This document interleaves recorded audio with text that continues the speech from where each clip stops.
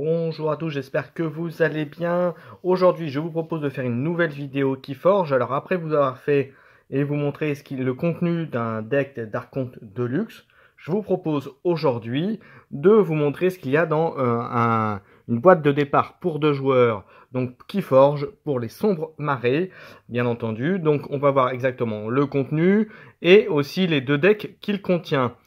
J'en profite également pour dire que dans cette vidéo, je vous indiquerai les gagnants de la dernière vidéo pour gagner donc les 3 decks qu'il y avait gagné. Donc je vous rappelle, il y avait un deck Age of Ascension à gagner, un deck World Collide et un deck Mass Mutation, voilà, qui était donc à répartir parmi 3 gagnants, parmi ceux qui avaient répondu et qui avait donc mis un petit commentaire lors de la vidéo précédente. Donc il y aura ça. Et puis en fin de vidéo, vous aurez une petite surprise aussi. Voilà, et bien, écoutez, je vous propose de commencer après, bien sûr, le petit générique.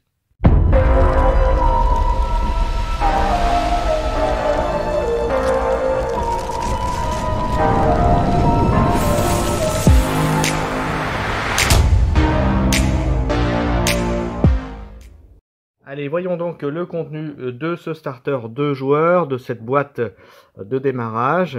Alors, à l'intérieur, on va regarder. Donc, vous avez, comme si vous vous souvenez du deck d'Archonte Deluxe, vous aviez également la même chose pour commencer. Donc, les règles. Donc, je rappelle, donc, elles sont à date à jour. Maintenant, n'hésitez pas à aller régulièrement sur le site de FFG. Donc, US pour l'instant, pour les mises à jour des règles lorsqu'il y en aura. Alors malheureusement, comme vous le savez, le site français va se fermer et donc vous l'aurez accessible. Voilà, mais ne vous inquiétez pas, il y aura des mises à jour et des vidéos et des choses qui sortiront lorsque ce sera le cas. Alors ensuite, on a comme pareil, vous avez les jetons double face comme vous aviez dans le deck d'Archonte. Bon là je vais pas le déballer plus que ça puisque ça ne change pas par rapport à la vidéo précédente. Vous avez exactement la même chose. Voilà. Hop. Enfin, même s'il y a plus de... Voilà. Vous avez ensuite deux petits tapis de jeu. Sombre marée. Vous voyez des beaux tapis. Voilà. Hop. Et un deuxième. Donc ce sont des tapis plastiques bien entendu, voilà, avec la nouvelle maison qui est mise à l'honneur forcément puisque ça débarque dans cette extension. Et vous avez à l'intérieur les 2 decks que l'on va regarder tout de suite. Mais avant de regarder les 2 decks, comme ça me permettra moi de les ouvrir tranquillement. Hop, voilà, je remets ça et hop. Mais avant, on va parler du tirage au sort pour la vidéo précédente et vous annoncer donc les gagnants. Alors, premier gagnant donc pour le deck Mass Mutation, il s'agit de David Robert qui le gagne. Bravo à lui. Pour le deck World Collide, c'est... mon camarade que je salue bien aussi, Damax, qui va gagner le World Collide. Et enfin, pour le deck Age of Ascension, c'est mon ami nancéen Stéphane Honora, qui est surnommé Étincelle pour ceux qui connaissent, qui va gagner le paquet. Voilà. Et bien écoutez, en sachant, je précise que ça a été fait de toute façon aléatoirement, hein, et que donc il y aura d'autres choses, mais ça... Je vous donne rendez-vous tout à l'heure lorsqu'on aura regardé les 2 decks, puisque j'ai une dernière petite surprise à vous dire et aussi à vous donner, mais ça vous verrez ça tout à l'heure. Donc je répète, pour le Mass Mutation, David Robert, pour le World Collide, Damax, pour Age of Ascension, Étincelle, Stéphane Honora. Voilà, donc vous pouvez me contacter sur mon Discord, soit directement si vous n'avez déjà. Sinon, vous pouvez me rejoindre sur le Discord où il y a Keyforge, il y a d'autres choses, il y a Keyforge, Admatch, etc. Pas mal de choses. Vous pouvez me rejoindre là-dessus. Vous pouvez me contacter aussi via ma page Facebook Keycord ou mes pages dédiées à Warcry, le groupe français des viewpoints, ou Kill Team, en l'occurrence Kill Team Express. Voilà, donc vous voyez, il y a plusieurs moyens de me contacter. Donc n'hésitez surtout pas à me dire, donc avec vos adresses, afin que je puisse vous envoyer les decks concernés. Voilà, c'était le petit mot. Et puis on va regarder les decks tout de suite. Donc les deux decks, on va voir ce qu'il y a. Est-ce que vous pensez que je vais avoir un deck maléfique? Bonne question, hein. Allez, on regarde ça. On va regarder le contenu de ce premier deck. Donc vous voyez, j'ai tout ouvert, j'ai enlevé le plastique. Alors je ne vais pas bien sûr vous montrer le contenu pour pas vous spoiler et puis pas regarder non plus le petit truc. Donc voilà, voilà V Yored, l'Auster. Voilà, on va regarder avec donc maison Sanctum, Saurus et Ombre. Donc on va regarder ce qu'il nous prépare. Donc bien sûr avec la petite marée, l'effet de marée, hein, que je vous avais expliqué déjà la dernière fois. Donc je vous rappelle, au départ d'une partie, il est neutre. Et ensuite, vous pouvez payer 3 chaînes pour prendre la marée et que ça vienne de votre côté et bénéficier des effets de marée haute que pourraient avoir certaines de vos cartes. Et à son tour, en omni, votre adversaire peut à son tour payer 3 et récupérer la marée haute. Voilà pour la marée. Hop. Première créature, eh ben, vous la connaissez. C'est Mauvaise Conscience. Voilà. Hop. Je vais reculer un tout petit peu. Voilà, attends, hop, j'ajuste ça. Voilà, c'est bon. Voilà, Mauvaise Conscience que vous connaissez, donc provocation, une carte. Donc on va commencer donc par les ombres. Provocation, il n'inflige pas de dégâts, mais par contre, quand il devrait en faire, vous volez un à la place et il ne peut pas attaquer. Voilà. Un deuxième Mauvaise Conscience, assez classique. On a Ours Infantile, Poison et avec marée. Jouer, capturer un d'ambre. Si la marée est haute, voler un ambre. Donc vous voyez un effet intéressant pour la marée. Hop. Ensuite on a Will à la borgne. Tant que la marée est haute, Vir à la borgne gagne insaisissable et escarmouche. Et en combat, voler 1. Donc à nouveau un effet avec la marée. On a butin ou pillage, donc vous voyez une autre carte spécifique à sombre marée, donc avec la notion de choix. Et donc il vous permet soit de voler 1, soit une créature alliée capture 3, donc ça peut être sympathique. Et on voit aussi dans ces doubles cartes, quand vous regardez bien un petit peu les capacités qu'ils font, que ce sont des capacités spécifiques, enfin, ou habituelles, on va dire, de ces familles-là, de ces maisons-là, lors dans des éditions, des extensions précédentes. On continue avec embobiner, jouer, utiliser un artefact ennemi comme s'il était à vous. Donc plutôt pas mal, avec en plus une ambre. On l'a 2 fois. On continue avec profiteur, action, si votre adversaire possède au moins 6 ombres, volez 2 ombres, donc c'est très très bien. Encore faut-il qu'il soit sur la table au moment où ça peut arriver. Donc, voilà. On a une carte qu'on connaît déjà, Francis l'économiste, qui a escarmouche et en combat. Chaque joueur gagne une ombre. Voilà, donc attention. On en a 2. Voilà, c'est pas terrible ça. On en a 3, c'est même très moyen. On a le vieux Bruno, toujours une carte intéressante. Pour 3 avec un insaisissable et en plus qu'il y a quand on la joue, elle capture 3, donc ça peut être intéressant aussi pour contrôler l'ombre adverse. Donc voilà, on a fini pour la maison Shadow. Dites-moi ce que vous en pensez. Bon, je trouve que c'est honnête sans être extraordinaire. Mais bon, on verra avec le reste du deck et donc notamment avec la suite, avec la maison Saurus. Et ça commence par le Venator Alban. Qui, après que le Venator Alban a subi des dégâts, si la marée est passe, exalté Venator Alban. Donc attention, ça peut être bien comme pas bien, ça vraiment c'est à voir. Ensuite, on a avantage de taille, jouer. Si la marée est haute, une créature alliée capture 3. Sinon, faites monter la marée. Donc c'est une bonne carte d'action. Voilà, avec en plus une ombre dessus. Magistrat Vita. Pour 5, il y a une force de 5 Avec une capacité jouée moisson, vous pouvez exalter une créature non Saurus alliée. Si vous le faites, moissonnez avec. Donc ça peut être pas mal, surtout si vous avez des créatures qui ont des effets de moisson intéressants, donc pourquoi pas. Ça peut être des bons combos. On en a deux, ça c'est bien. Ensuite, on a Décadence, pareil, un effet de les cartes de choix de Sombre Marée pour la maison Saurus. Donc soit exalter, redresser et utiliser une créature alliée, ce qui peut être pas mal. Alors utiliser, ça veut dire, ça peut être soit faire une action, soit combat, soit moisson, c'est en fonction de ce que peut faire la carte. Donc encore une fois, si vous avez des bonnes créatures, ben voilà, c'est une bonne combo. Et sinon, déplacer une arme d'une créature vers une autre créature. Donc là aussi, ça peut être pas mal, notamment avec les capacités Saurus que vous devez connaître. Voilà, je prends comme exemple, par exemple, le tribut ou l'axiome. Donc voilà, il y a des choses intéressantes à faire. Ensuite, charge écrasante en action. Jouez, détruisez chaque créature dont la puissance est inférieure ou égale à 4, gagnez une chaîne. Donc ça peut être un bon combo. Voilà, c'est un bon, on va dire que ça permet de nettoyer un peu le board aussi.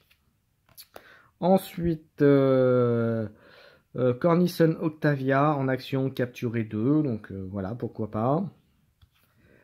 On a le Consul Primus avec qui donne un don et déplacer une ombre d'une créature vers une autre créature en effet moisson, donc vous voyez, on est pas mal. Ensuite, le Censor Philo qui a 5 de force. Censor Philo ne peut pas se voir infliger des dégâts par des créatures qui ont de l'ambre sur elles. Donc c'est une bonne commande, c'est un bon anti-Saurus, on va dire, un bon anti-capture. Donc ça c'est plutôt, ça peut être intéressant. Ensuite, enterrer les trésors en carte d'action. Jouer, si la marée est haute, déplacer une ombre de chaque créature vers la réserve de son contrôleur. Nombre de chaque créature, sinon faites monter la marée. Donc ça c'est très très fort en Saurus, puisque comme vous le savez, les Saurus ont plutôt l'habitude, ne volent pas l'ambre, mais au contraire les capturent, donc ou exaltent les créatures, ce qui fait que ça génère de l'ambre sur ces créatures. Et donc avec ça vous permet direct de récupérer une ambre de chaque créature. Imaginez vous avez 5 créatures qui ont capturé de l'ambre, on va dire même 6 créatures qui ont capturé de l'ambre avec des effets Saurus, etc. Et bien avec ça, avec juste une carte, boum, si la marée est haute, boum, vous récupérez. Donc s'il y avait 6 créatures, vous récupérez 6 ombres directes dans votre réserve. Donc ça peut être très très fort si bien utilisé. Ensuite, on a le premier parchemin, qui est donc un artefact. Après qu'un joueur ait forgé une clé, chaque créature qu'il contrôle capture une ambre à son propre camp. Ça peut être bien et moins bien. Alors, pourquoi je vous dis que ça peut être bien et moins bien? Dans le sens où ça veut dire que le joueur adverse, ou même vous forgez une clé. Si vous reste de l'ambre dans votre réserve, l'ambre va être capturé par vos créatures. Donc c'est bien, mais ça part sur l'idée que vous allez vraiment beaucoup avoir d'ambre, donc pourquoi pas. Maintenant, ça peut être un bon combo avec ça, justement, pour vous permettre de reprendre ou d'en récupérer derrière. Ensuite, on continue avec Gazoduc Malone. Vous avez vu le jeu de mots. La créature que combat Gazoduc Malone capture une ambre à son propre camp. Donc ça peut être très bien aussi. Et voilà, on a fini par le Saurus. Je trouve le Saurus très intéressant, beaucoup plus intéressant que l'ombre, que le Shadow. Encore une fois, n'hésitez pas à me dire ce que vous en pensez en commentaire. Et on va regarder la dernière maison du deck. On va faire donc le Sanctum avec retenir Richement de Croix. Donc je vous rappelle, ça fait une créature alliée capture une ambre. Chacun de ses voisins qui partagent une maison avec elle capture également une ambre. Donc encore de la capture. Donc c'est une bonne combo avec la carte qui fait ramener là hop, je vais la rechercher. Voici avec celle-ci, avec enterrer les trésors. C'est une bonne combo. Voilà. Ensuite, une carte qui est à mon sens est assez fort, même plutôt très fort. Jouez cette carte uniquement si la marée est haute, mais en même temps, vous gagnez 3 ombres d'un coup, donc c'est plutôt sympa. Il y en a 2. Ouch, il y en a 2. Imaginez, vous prenez 3 chaînes, ok, pour prendre la marée, mais derrière, boum, vous mettez 6 ombres. Allez hop, c'est cadeau, vous avez de quoi forger une clé. Franchement, quoi de mieux. Ensuite, on a une carte, le sénéchal Sargessa.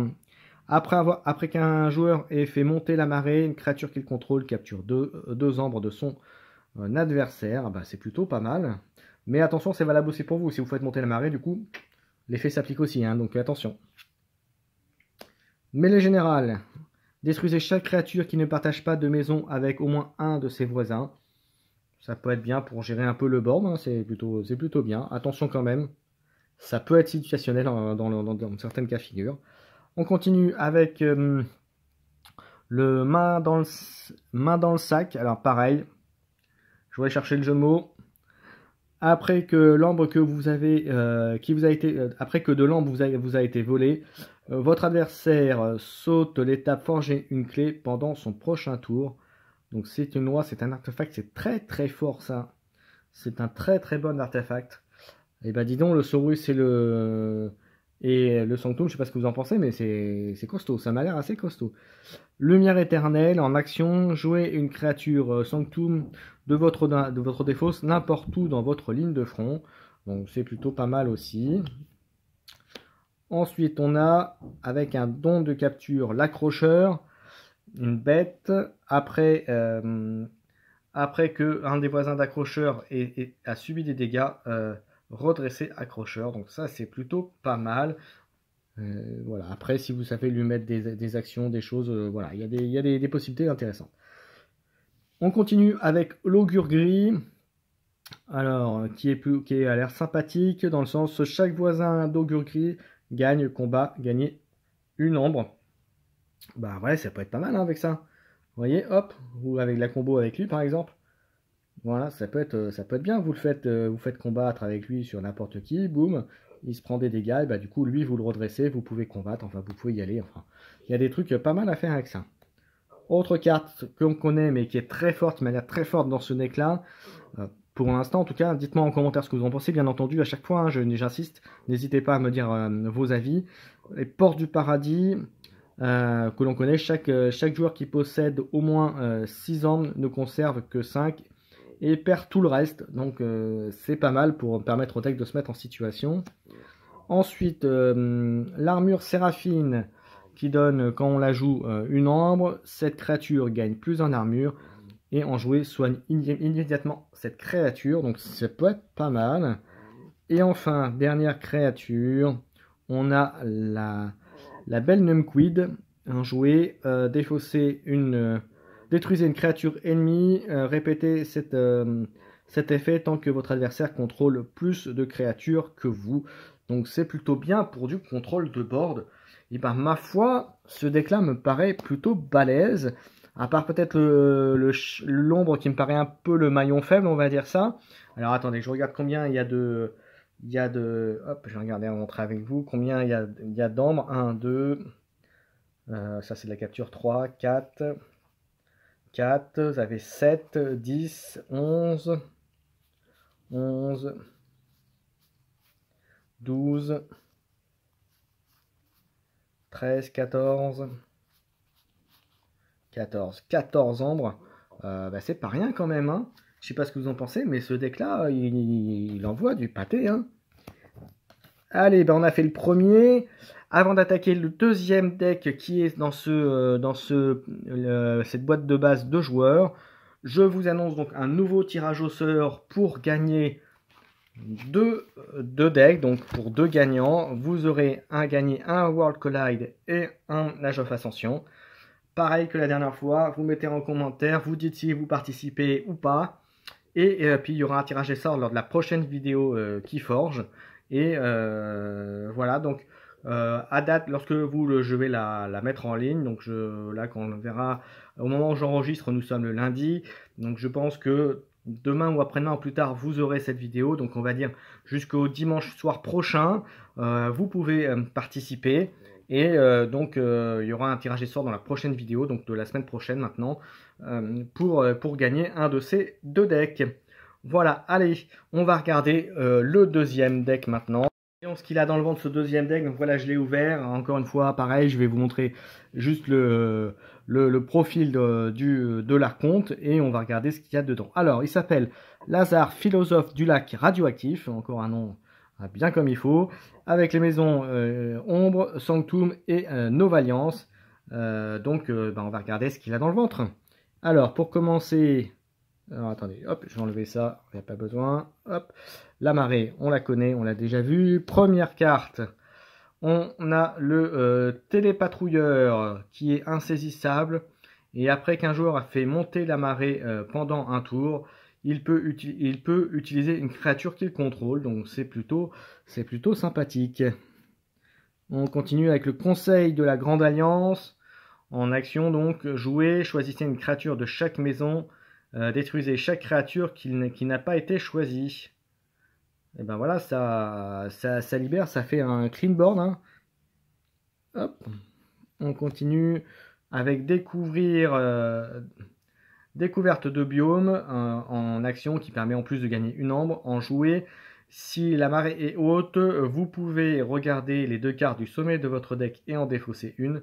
Sinon, faites monter la marée, donc c'est plutôt sympathique aussi. On continue avec une carte imprononçable, hein, voilà, vous le savez, avec le nom un peu machin chinois. Hein. Et donc ça dit machin peut être utilisé comme s'il appartenait à l'une des maisons de son machin.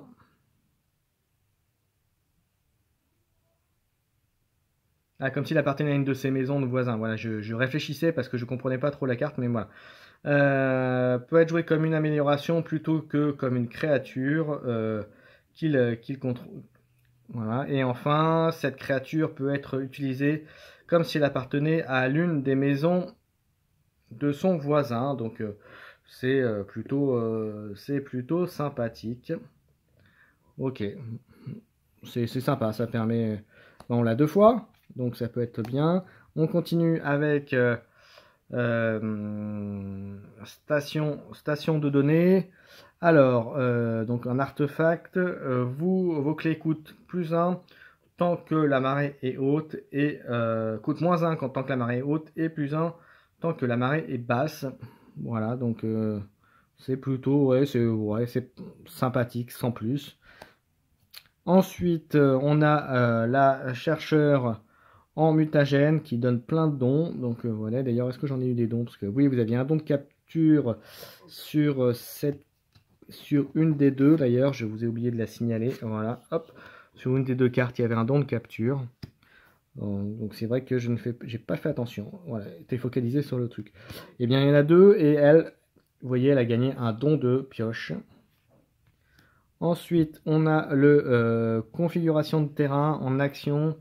Regardez les 3 cartes du sommet de votre deck et mettez-les dans n'importe quel ordre.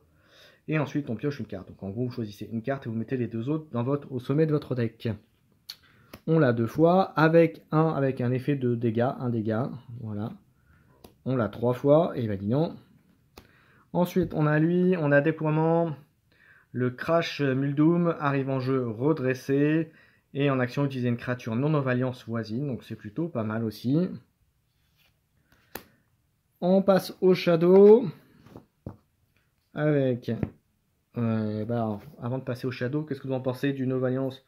Moi je le trouve pas mal hein, quand même. Il y a des bons trucs parce que... Alors il n'y a pas beaucoup de créatures. S'il y en a 1, 2, 3, 4, 5, il y en a 6, dont 2 qui peuvent être mis en amélioration, donc pourquoi pas. Après en Shadow, on continue. On fait donc la maison Shadow, mauvaise conscience. On l'a vu dans le deck précédent, je vais pas revenir dessus. On a Ours Infantile, pareil, on l'avait dans le deck précédent. Donc je rappelle, ça capture 1. Ensuite, évider avec vous voyez, un don de capture qui est dessus. Infliger 2 dégâts à une créature. S'il n'est pas détruite, elle capture une ombre à son propre camp. Donc ça peut être pas mal. Donc en fait, ça fait une capture déjà par l'effet de carte et une autre capture par les dommages, enfin par l'effet de carte elle-même, on va dire. Donc vous voyez, ça peut faire capturer 2 ombres. Donc 2 effets différents. Donc vous pouvez le faire sur bien sûr 2 créatures différentes. Massacre à la poinçonneuse. Infligez un dégât à chaque créature. Gagnez 1 pour chaque créature détruite de la sorte. Donc vous voyez, c'est bien, dis donc. Il y a des bonnes choses là-dedans aussi. On l'a 2 fois. On a Jaquitar, un elfe voleur qui a 2, qui est insaisissable et qui a moisson. Infligez un dégât à une créature si la marée est haute. Infligez 6 à une créature à la place. Ouais, c'est ça. On inflige une créature si la marée est haute. Et par contre, si c'est pas la marée haute, et ben, boum, elle inflige 6. Donc c'est pas mal, ça. Ah ouais, c'est là pour le coup, c'est un effet intéressant de ne pas être en marée haute, justement. Pour faire plus mal. Ensuite, on a Simpson le Dur, qui lui était insaisissable. Le précédent est également insaisissable d'ailleurs. Il fait, après que Simpson le Dur a subi des dégâts, voler 1 si la marée est basse. Si votre adversaire vole 1 à la place, si a subi des dégâts, voler 1. Voilà, en fait, c'est en gros, je reformule, c'est en fait, vous voulez 1 si c'est la marée haute, et par contre, si c'est la marée basse, vous voulez 1, mais votre adversaire vous vole également 1. Voilà, en gros, en schématisant. Ensuite, Gazoduc Malmon, avant le combat, la créature combat Gazoduc déplace, capture une ombre à son propre camp, voilà, avant le combat, donc c'est plutôt pas mal aussi. Francis l'économiste, on l'avait déjà dans le deck précédent, par contre celui-ci, ah j'avais oublié, le précédent vous aviez un don de dégâts qui était dessus, et dans celui-ci vous avez un don de capture. Ensuite on a Forbonfa, qui est en moisson jouée, faites monter la marée, et en moisson, si la marée est haute, volez 1. Donc il y a des choses rigolotes aussi à faire en Shadow. Hein.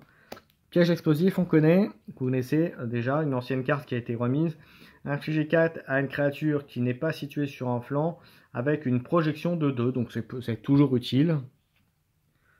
On a coup de grâce, détruisez une créature blessée, si vous le faites, volez 1. Donc c'est pas mal, surtout qu'il y a pas mal de dégâts, vous voyez, des petits dégâts, des petites choses, donc c'est une carte qui pourra être utile. Et ben on a fini le Shadow, le Shadow me paraît pas si mal. Pas si mal. Maintenant je vais être honnête, je pense que le premier deck qu'on a ouvert tout à l'heure était plus intéressant que celui-là, mais il y a quand même des choses sympathiques dans celui-là aussi. Hein. On passe en Sanctum, donc la dernière maison, avec le maréchal Auguerre, pardon.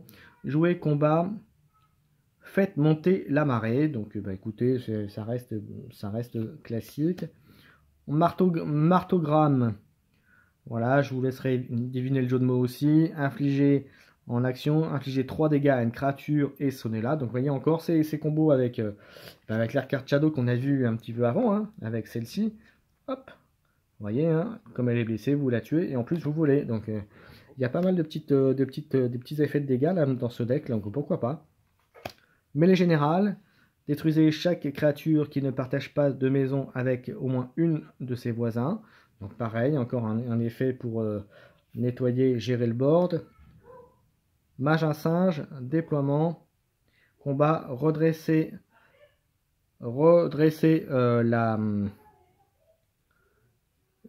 faites combattre chaque voisin de mage ensemble et l'un après l'autre. Donc voilà, on l'a. Un mandalasque qu'on avait dans le précédent, mais vous voyez là, il y a une ombre et il y a un don d'ombre. Et c'est surtout l'effet qui est surtout très fort, je redis, parce que c'est quand même assez fort, enfin à mon sens. Après que de l'ombre vous a été volé, votre adversaire ajoute, saute l'étape, forger une clé pendant la prochaine tour. Donc concrètement, on vous vole une ombre, boum, votre adversaire ne peut pas forger de clé au tour d'après. Donc c'est plutôt très fort. Lumière éternelle, jouez une créature Sanctum de votre défausse et n'importe où dans la ligne de front. Donc ça c'est très bien aussi. L'augure gris, on l'avait aussi dans le précédent deck. Voilà, chaque voisin d'augure gris gagne combat, gagne 1. Donc voilà, c'est plutôt bien également. On a une autre carte qui est très fort, mettre à bas, avec un don de capture, qui donne en plus 2 ombres, une ombre naturelle plus une ombre de don. Et là, jouer, capturer tout l'ombre de votre adversaire au-delà de 5. en le répartissant sur n'importe quel nombre de vos créatures alliées. Donc c'est plutôt sympathique aussi. On l'a 2 fois, mais cette fois-ci avec un don de pioche. Donc voilà le contrôle. On a Gardien Sanctum. Hop, alors cette carte c'est une provocation, combat moisson. Échanger les positions de Gardien du Sanctum et d'une autre créature alliée de votre ligne de front. En combat moisson, ça peut être sympa pour ajuster, pour mettre... il y a des trucs sympas. Ensuite, on a Ophion, l'élu de la terre. Alors, tant que la marée est basse, Oignolofon gagne plus 3 en armure et moisson, capturer 2 ombres. Donc là, c'est plutôt bien aussi. C'est sympathique. On l'a 2 fois. Et voilà, on a terminé le deuxième deck. Et bien voilà maintenant. Alors, votre avis. D'abord, que pensez-vous de ce deck-là? Moi, personnellement, je le trouve pas mal, mais je pense qu'il est un peu moins fort que celui qu'on a vu juste avant. Mais n'empêche qu'il a quand même beaucoup de gestion de board. Donc, à voir, à tester. Je ferai une partie entre les deux. Voilà.